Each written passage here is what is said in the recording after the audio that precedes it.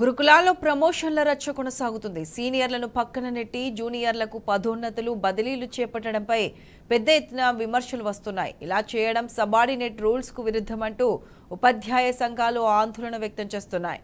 Common seniority జాబితాను రూపొందించాలని ప్రభుత్వాన్ని డిమాండ్ చేస్తున్నారు.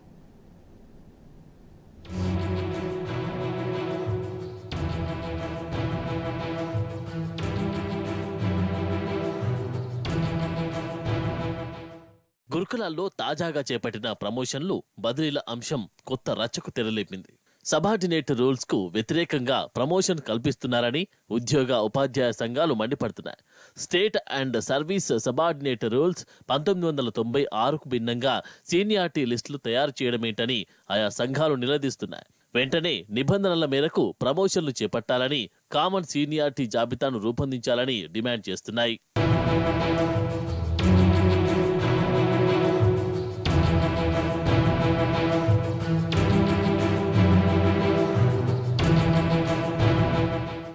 రెండు 2016లో రాష్ట్ర ప్రభుత్వం గురుకులాలను ప్రారంభించింది. అందులో బాలికల గురుకులాలు ఎక్కువగా, బాలుర గురుకులాలు తక్కువగా ఉన్నాయి. బాలుర బాలికల గురుకుల సొసైటీలో సిబ్బంది నియామక మార్గదర్శకాలపై జీవో 1274 విడుదల చేసింది. దాని ప్రకారం బాలికల గురుకులాల్లో పూర్తిగా మహిళా ఉద్యోగులే ఉండాలని, బాలుర గురుకులాల్లో ఎవరైనా ఉండొచ్చని వెల్లడించింది. అదే జీవోలో జనరల్ స్కూల్కు సంబంధించి నియామకానికి, గర్ల్స్ కు సంబంధించి నియామకానికి వేర్వేరుగా రోస్టర్ పాయింట్లను రూపొందించి రూల్ ఆఫ్ రిజర్వేషన్ ఖచ్చితంగా అమలు చేయాలని గత ప్రభుత్వం ఆదేశించింది.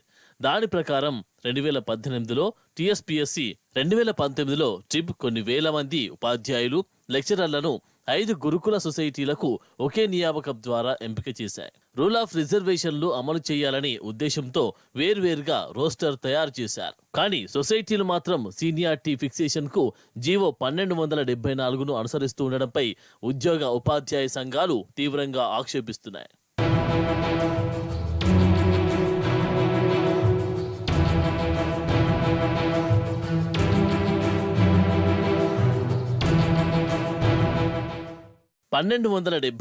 జీవో రిక్రూట్మెంట్ మాత్రమేనని, సీనియారిటీ ఫిక్సేషన్ కు పూర్తిగా స్టేట్ సబార్డినేట్ సర్వీసెస్ రూల్స్ 1996 ప్రకారమే ఉండాలని స్పష్టం చేస్తున్నాయి. కానీ సొసైటీలు బాలికల స్కూల్లో నియామకాలపై వారికి బాలికల స్కూల్లోనే, జనరల్ స్కూల్లో నియామకమైన వారికి జనరల్ స్కూల్స్ లోనే ప్రమోషన్స్ కల్పిస్తామని ప్రకటించడాన్ని తీవ్రంగా ఆక్షేపిస్తున్నాయి. దీనివల్ల మెరిట్లో ముందున్న మహిళా ఉపాధ్యాయులు, లెక్చరర్లు పూర్తిగా నష్టపోయే దుస్థితి ఏర్పడిందని ఉద్యోగ ఉపాధ్యాయ సంఘాలు వాపోతున్నాయి.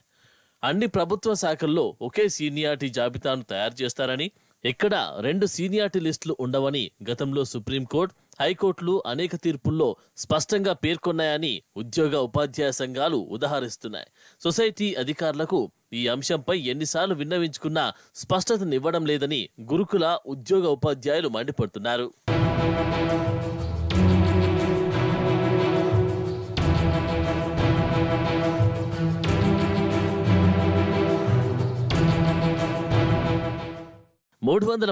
జీవో వల్ల డిస్లొకేట్ అయిన ఉద్యోగ ఉపాధ్యాయులకు న్యాయం చేసిన తర్వాతనే సాధారణ బదిలీలను చేపడతామని సొసైటీ వెల్లడించింది. కానీ ప్రస్తుతం 317 బదిలీలు చేపట్టకుండానే సాధారణ బదిలీలు ఎలా చేస్తారని ఉద్యోగ ఉపాధ్యాయ సంఘాలు మండిపడుతున్నాయి. ప్రభుత్వ నిబంధన ప్రకారం బదిలీకి కనీసం 5 సంవత్సరాల సర్వీస్ పూర్తి చేసి ఉండాలని, కానీ గురుకులాల్లో మాత్రం 8 సంవత్సరాల సర్వీస్ను పూర్తి చేయాలని నిబంధనను ఎందుకు పెట్టారని ప్రశ్నిస్తున్నారు.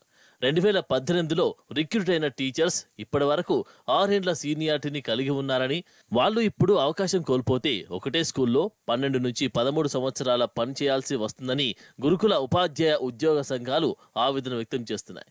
సొసైటీలు వెంటనే తమ నిర్ణయాన్ని పునఃసమీక్షించుకోవాలని, లేదంటే తదుపరి కార్యాచరణ ప్రకటిస్తామని గురుకుల ఉపాధ్యాయులు వేడుకుంటున్నారు.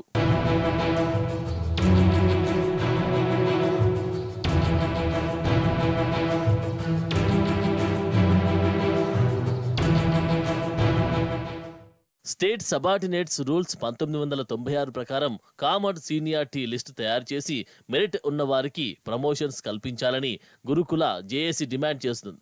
జీవో 1274 రిక్రూట్మెంట్ వరకు మాత్రమేనని, సీనియారిటీ ఫిక్సేషన్ కు పూర్తిగా మెరిట్ నే పరిగణలోకి తీసుకోవాలని స్పష్టం చేశారు. అన్ని సొసైటీలకు ఒకే సర్వీస్ రూల్స్ ఉండేలా ప్రభుత్వం చొరవ చూపించాలని, ప్రమోషన్లలో కామన్ పాలసీ అమలు చేయాలని, మెరిట్ను సీనియారిటీని కాపాడాలని ముఖ్యమంత్రి రేవంత్ రెడ్డికి జేఏసీ నేతలు విజ్ఞప్తి చేస్తున్నారు.